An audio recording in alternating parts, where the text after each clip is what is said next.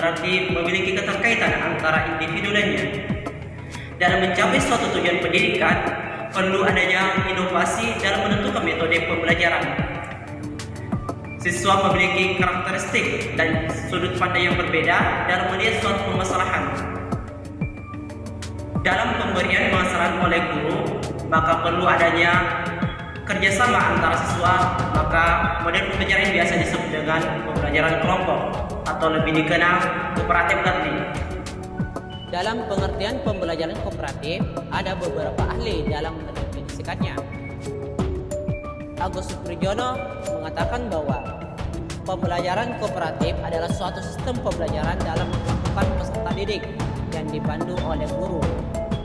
Dalam pembelajaran ini, guru memiliki peran dalam mengelola kelas, mengarahkan, dan memberikan bahan pembelajaran serta memberitahukan kepada peserta didik tentang materi, media, dan konsep pembelajaran selama proses belajar, sehingga peserta didik dapat paham terhadap pembelajaran yang akan dilakukan.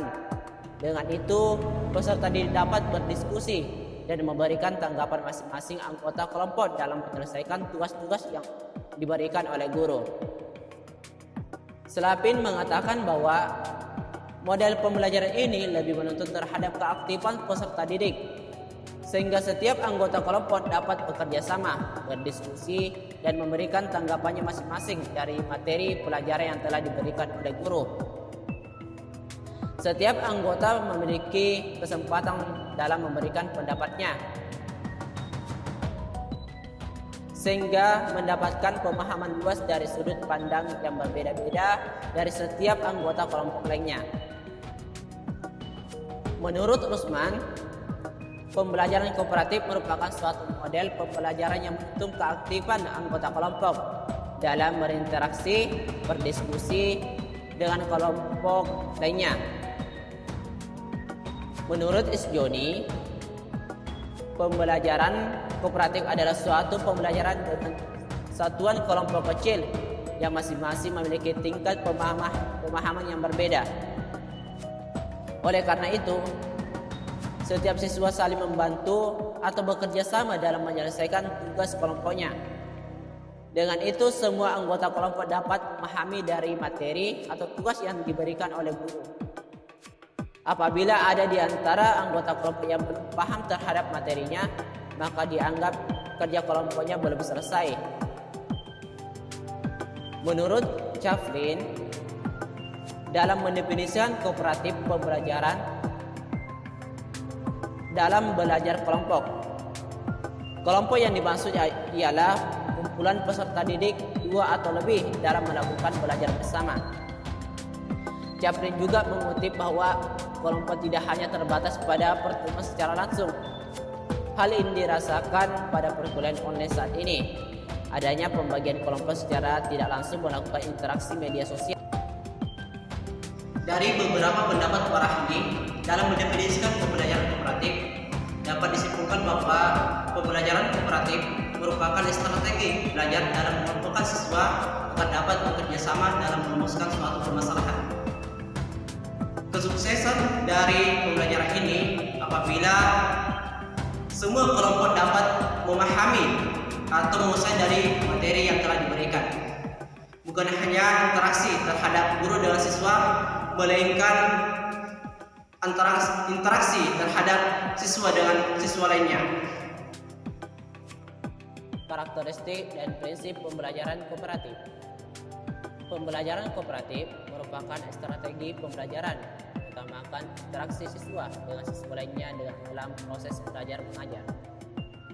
Tinggal bagaimana seorang guru dalam mengelola dan memberikan arah terhadap siswa, sehingga apa yang menjadi tujuan pembelajaran ini dapat tercapai.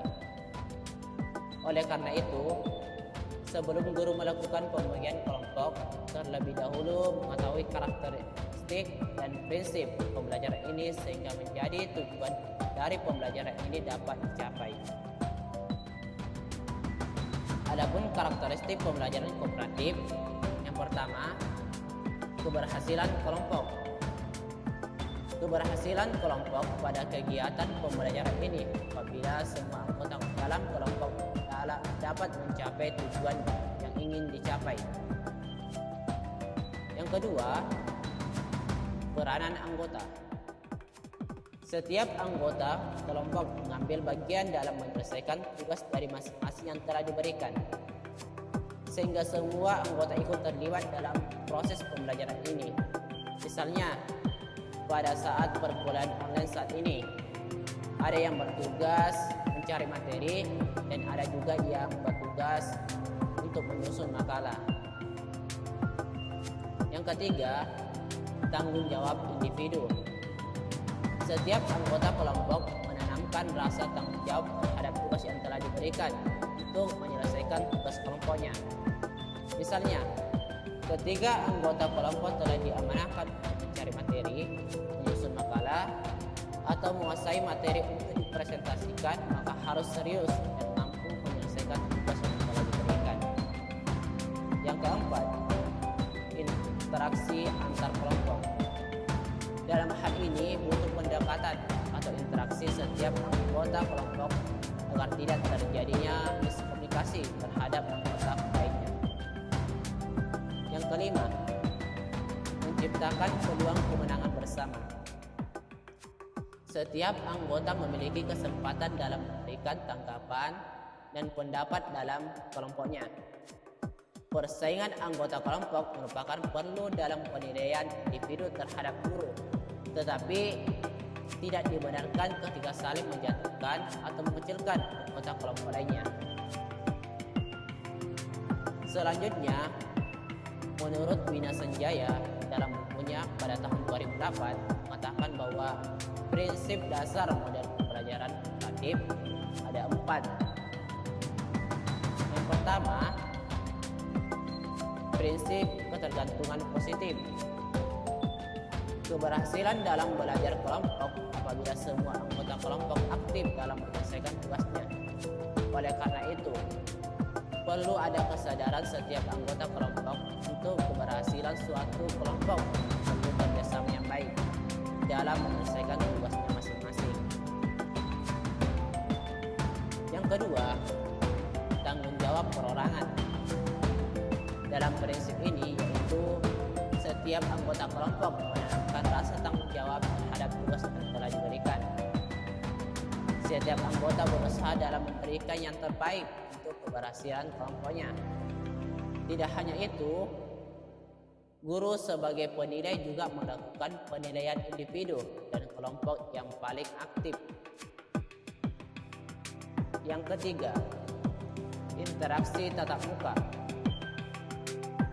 Pembelajaran ini saling memberikan tanggapan dan masukan serta pengalaman kepada anggota kelompok lainnya, sehingga terjadi hubungan kedekatan kepada setiap anggota kelompok dan melakukan saling menerima terhadap perbedaan dalam menghindari perdebatan yang terjadi dalam kelompok. Yang keempat, partisipasi dan komunikasi. Pembelajaran ini mengajarkan siswa saling tanggap dan respon terhadap anggota lainnya. Oleh karena itu, semua pembelajaran dimulai agar didapat untuk memberikan pemahaman yang baik terhadap yang akan dilakukan, sehingga anggota kelompok menjalin hubungan komunikasi yang baik terhadap anggota kelompok lainnya.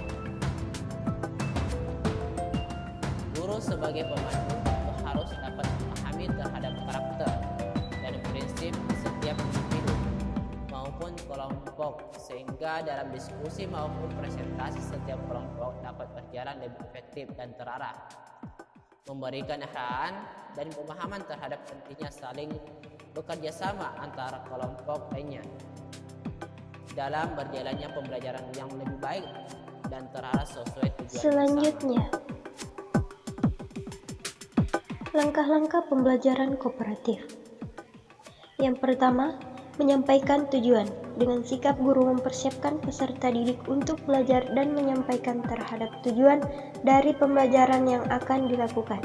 Langkah kedua, menyajikan informasi. Sikap guru memberikan informasi mengenai sistem dan materi pembelajaran yang akan diperlukan dalam proses belajar mengajar kepada peserta didik. Langkah ketiga, mengelompokkan atau membagi siswa dalam pembelajaran. sikap guru menjelaskan kepada peserta didik dalam membentuk kelompok belajar. Setelah menjelaskan, guru langsung membagi-bagi peserta didik.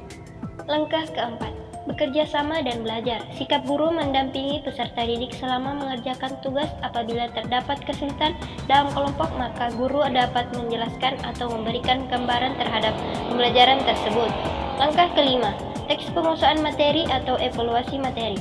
Sikap guru mempersilahkan kepada tiap-tiap kelompok untuk mempresentasikan hasil kerjanya dan guru mengajukan beberapa pertanyaan terhadap kelompok tersebut. Langkah keenam, memberikan penghargaan. Sikap guru memberikan apresiasi kelompok atau individu terhadap hasil usaha yang telah menyelesaikan tugasnya. Penjelasan dari langkah-langkah pembelajaran kooperatif tadi, yaitu yang pertama, sebelum masuk pada pembelajaran, guru terlebih dahulu menyampaikan maksud dari pembelajaran kooperatif ini. Kedua, guru memberikan informasi mengenai sistem dan materi pembelajaran. Hal ini perlu untuk diketahui peserta didik supaya selama proses belajar peserta didik tidak lagi kebingungan dalam mengelola kelompok nantinya. Langkah ketiga, ini merupakan cukup sering mengalami permasalahan dalam pembagian kelompok. Kadang peserta didik tidak ingin satu kelompok dengan individu lainnya, sehingga disinilah peran guru dalam memilih pembagian kelompok tanpa melihat ras, tingkat kecerdasan suatu individu, dan lebih menekankan terhadap kerjasama kelompok dalam keberhasilan kelompok nantinya. Langkah keempat, tahap ini guru tetap mendampingi kelompok belajar dalam memberikan petunjuk, pengarahan dalam menyelesaikan tugas kelompoknya. Langkah kelima, guru melakukan evaluasi melalui presentasi kelompok terhadap tugas-tugas yang telah diberikan tiap kelompok. Hal ini dilakukan agar pekerjaan kelompoknya dan guru juga dapat mengajukan beberapa pertanyaan untuk melihat tingkat pemahaman secara individu maupun kelompok terhadap tugas yang dikerjakannya. Langkah keenam, setelah melewati beberapa tahap mulai dari pengerjaan tugas sampai presentasi, guru sebagai tim penilai memberikan apresiasi baik bersifat individu maupun kelompok dalam melihat keaktifan peserta didik dalam proses pembelajaran. Selanjutnya, metode-metode pembelajaran kooperatif. Dalam metode pembelajaran ini, menekankan kerja tim atau bekerja sama dalam mencapai tujuan pembelajaran. Oleh sebab itu, guru memberikan bahan atau tugas pembelajaran yang menuntut para siswa untuk saling bekerja sama. Berikut metode PAIKEM yang merupakan metode pembelajaran kooperatif yang diuraikan oleh Agus Suprijono adalah sebagai berikut. Yang pertama, Jigsaw. Pembelajaran metode Jigsaw diawali dengan guru menjelaskan materi yang akan dibahas dengan menuliskan di papan tulis, menampilkan PowerPoint dengan menggunakan proyektor dan lain-lain. Selanjutnya, para siswa akan ditanya mengenai materi yang sudah dijelaskan. Hal ini membawa peserta didik dapat memahami materi dan lebih aktif pada saat dalam proses belajar mengajar. Metode Jigsaw ini adalah salah satu pembelajaran kooperatif di mana pembelajaran melalui penggunaan kelompok kecil, siswa yang bekerja sama dalam memaksimalkan kondisi belajar untuk mencapai tujuan pembelajaran dan mendapatkan pengalaman belajar yang maksimal, baik pengalaman individu maupun pengalaman kelompok. Metode kedua, Think, Pair, Share.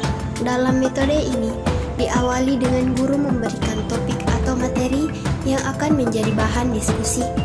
Dengan cara guru memberikan pertanyaan kepada peserta didik dan peserta didik diberi kesempatan untuk memikirkan jawabannya.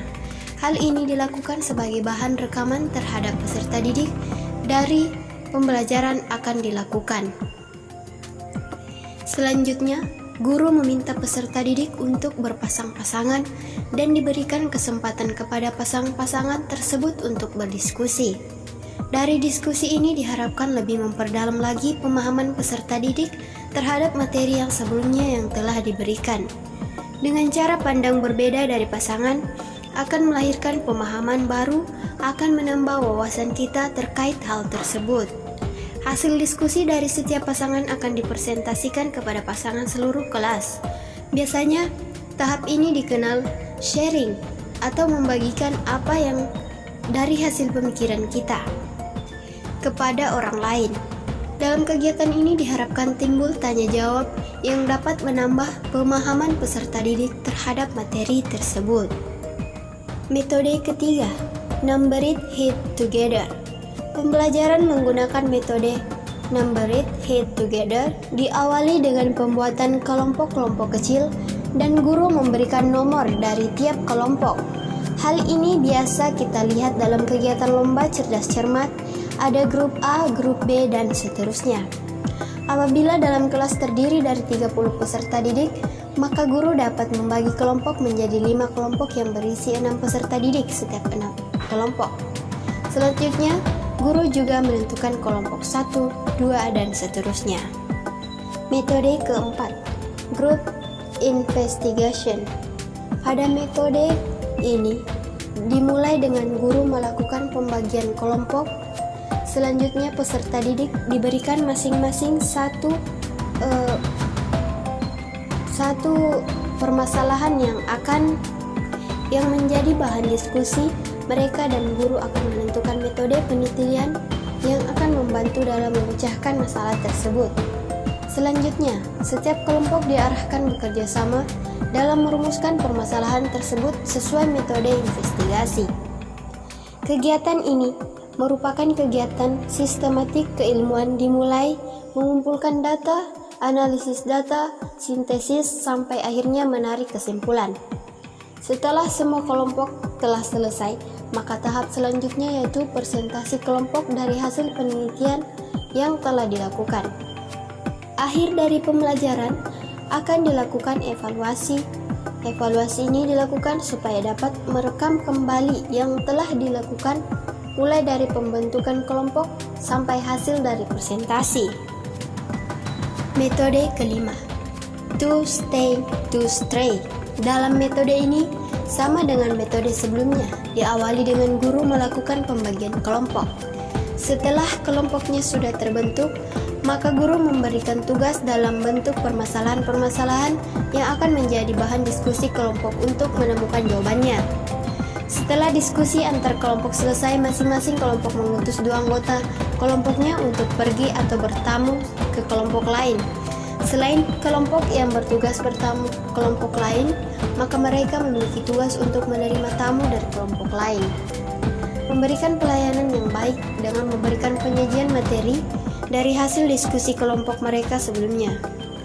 Adapun tugas dari kedua anggota kelompok melakukan kunjungan atau bertamu ke semua kelompok untuk mendapat hasil penyajian dari semua kelompok dari hasil diskusi kelompok mereka terhadap permasalahan tersebut. Setelah kedua anggota kelompok ini melakukan kunjungan, maka mereka akan kembali ke kelompok asalnya masing-masing. Dari hasil yang didapatkan, baik dari bertamu maupun menerima tamu, akan mencocokkan dan membahas hasil kerja yang telah mereka lakukan. Metode keenam, Make a Match. Pembelajaran metode Make a Match dikembangkan dengan menggunakan kartu-kartu. Kartu ini terdiri dari kartu yang berisi berupa pertanyaan dan jawaban dari pertanyaan tersebut. Selanjutnya guru membagi peserta didik sebanyak 3 kelompok. Ada kelompok yang membawa kartu berisi pertanyaan, kelompok yang membawa kartu berisi jawaban dari pertanyaan tersebut, dan kelompok penilai. Setelah kelompok terbentuk, maka guru mengatur peserta didik untuk mengatur posisinya membentuk huruf U. Kelompok yang membawa kartu pertanyaan dan jawaban ditempatkan pada posisi saling berhadapan, dan kelompok penilai berposisi di belakang di antara kelompok keduanya tersebut. Ketika semua kelompok sudah berada di posisi yang sesuai yang telah ditentukan, maka guru memberikan aba-aba sebagai tanda pembelajarannya akan dimulai. Maka setiap anggota kelompok mengangkat kartu dari masing-masing yang dipegang dan mencari pasangan yang sesuai dari pertanyaan dan jawaban tersebut. Sambil mencari, sebaiknya guru mengiringi dengan instrumen musik agar pembelajarannya lebih seru. Setelah selesai dan semua anggota kelompok sudah berapa pada masing-masing pasangannya, maka mereka menunjukkan hasilnya kepada kelompok penilai apakah jawaban dari pertanyaan tersebut sudah sesuai. Setelah itu, guru kembali mengevaluasi terhadap output yang didapatkan oleh peserta didik dari hasil pembelajaran tersebut. Metode ketujuh, Insight-Outside Circle. Pembelajaran dengan metode ini, guru melakukan pembentukan kelompok. Jika peserta didik terdiri dari 30 orang, maka akan dibagi menjadi 2 kelompok besar, sehingga setiap kelompok terdiri dari 15 orang. Selanjutnya, kedua kelompok tersebut membentuk lingkaran besar. Kelompok pertama berada di dalam dan kelompok kedua berada di luar lingkaran. Nantinya kelompok di dalam menghadap keluar dan kelompok di luar menghadap ke dalam, sehingga kedua kelompok tersebut saling berpasang-pasangan dan berhadapan dengan membentuk satu lingkaran penuh. Selanjutnya, guru memberikan tugas dari setiap pasangan yang disebut dengan pasangan asal. Adapun tugas yang akan diberikan kepada pasangan asal berupa materi yang sebelumnya yang sudah dirumuskan. Karena di sini ada 15 pasangan, maka setiap pasangan akan diberikan kesempatan untuk berdiskusi mengenai materi yang telah diberikan sesuai waktu yang ditentukan.